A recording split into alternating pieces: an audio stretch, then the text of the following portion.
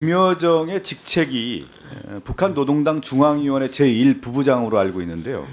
이 제1부부장이 어느 정도 위치가 되고, 지금 제가 이 질문을 드린 이유 중에 하나가 뭐냐면, 대적 행동 행사권이라든가 군에 대한 어떤 통치권까지 행사하는 그런 모습인데, 김여정이 위상이 어느 정도 되길래 이 정도의 명령을 내릴 수 있는지 좀 파악이 되셨나요? 뭐 실질적인 이인자의 역할을 하고 있다 이렇게 보여지고, 군사 행동과 관련된 것은 총참모부에 넘기겠다라고 얘기했기 때문에 어떤 군사적인 전문 지식보다는 그 본인이 이인자로서의 그런 어떤 실질적인 역할을 하면서 임무 분담을 하고 있지 않나 그렇게 생각하고 있습니다. 정확하게 이제 언론에 나온 거 보면 제1부부장이라고 나와 있는데, 북한에 대한 조직도, 당 조직들을 보면요, 당위원장이 있고 그 밑에 당대회가 있고 당중앙위원회가 있습니다. 당중앙위원회 밑에 전문부서가 19개가 돼 있는데, 보통 이 전문부서의 강력한 명령체계를 갖고 있는 것이 조직지도부라고 알고 있는데,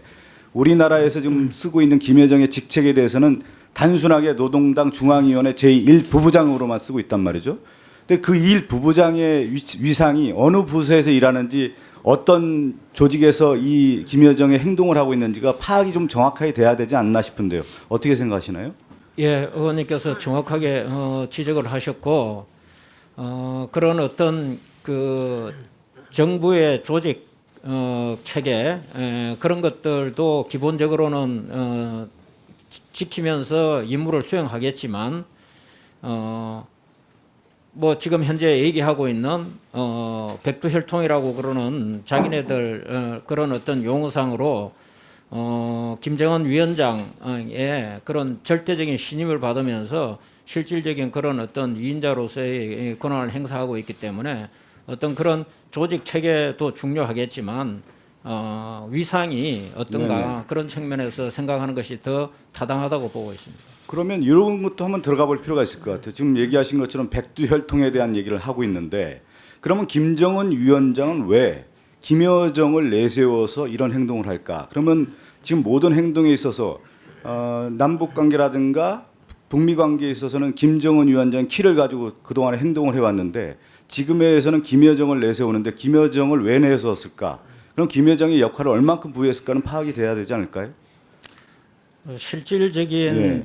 악역은 그 밑에서 담당을 하고, 나중에 최종적인 어떤 그 다시 또 어떤 남북관계 개선이나 어떤 북미관계 개선이나 어떤 정책적인 변화가 올 때는 위원장의 이름으로 해서 뭔가는 그 위상을 더 확고히 하겠다, 뭐 그런 부분이 있지 않겠나 싶습니다. 제가 예전에 그 2차 세계대전과 관련해서 히틀러의 정신분석이라고 하는 극비 보고서가 혹시 아시나요?